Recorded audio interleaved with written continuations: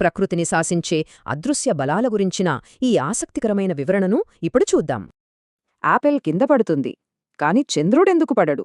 ఈ ఆసక్తికరమైన ప్రశ్నతోనే ఈ విశ్లేషణ మొదలుపెడదాం. దీనిలోకి కాస్త లోతుగా వెళ్దాం. చంద్రుడిని కక్షలో ఉంచే ఆ అధికేంద్ర బలాన్ని అందించేది మన భూమి ఆకర్షణ బలం మాత్రమే. విశ్వంలో ప్రతి వస్తువు మరో వస్తువును ఆకర్షిస్తుంది. ద్రవ్యరాశి పెరిగితే బలం పెరుగుతుంది, దూరం పెరిగితే తగ్గుతుంది. ఇదే న్యూటన్ నియమం.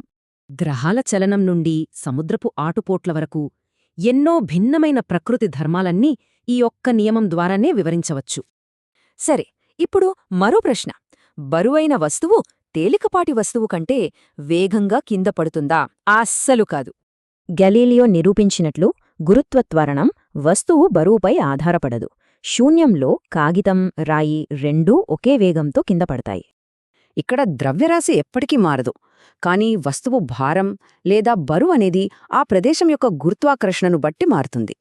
భూమికి చంద్రుడికి మధ్య పరిమాణంలో ద్రవ్యరాశిలో చాలా పెద్ద వ్యత్యాసం ఉంటుంది. ఇదిక్కడ స్పష్టంగా అర్థమవుతుంది. చంద్రుడు చాలా చిన్నది కాబట్టి అక్కడ గురుత్వాకర్షణ తక్కువ. అందుకే మన భూమిపై బరువులో అక్కడ కేవలం 6వ వంతు మాత్రమే ఉంటుంది. ఇక మరో అదృశ్య బలం గురించి చూద్దాం.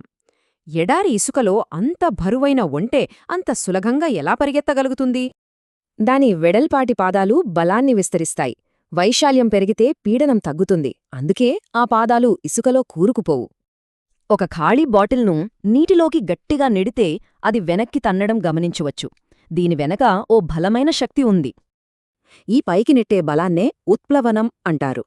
ఇది పూర్తిగా ఆ ద్రవం యొక్క సాంద్రతపైనే ఆధారపడి ఉంటుంది. నీటికంటే సాంద్రత తక్కువున్న బెండుముక్క పైకి తేలుతుంది. అదే సాంద్రత ఎక్కువున్న ఇనుపమేకు అమాంతం మునిగిపోతుంది. స్నానపు తొట్టిలో ఆర్కిమిడీస్ యురేకా అని అరిచింది ఈ అద్భుతమైన సూత్రాన్ని కనుక్కునే. వస్తువు బరువు స్థానభ్రంశం చెందిన నీటికి సమానం. ఈ అదృశ్య బలాలను అర్థం చేసుకుంటే భారీ ఉక్కు నౌకలను తేల్చడం, రాకెట్లను ప్రయోగించడం వంటి ఎన్నో అద్భుతాలు సాధించవచ్చు.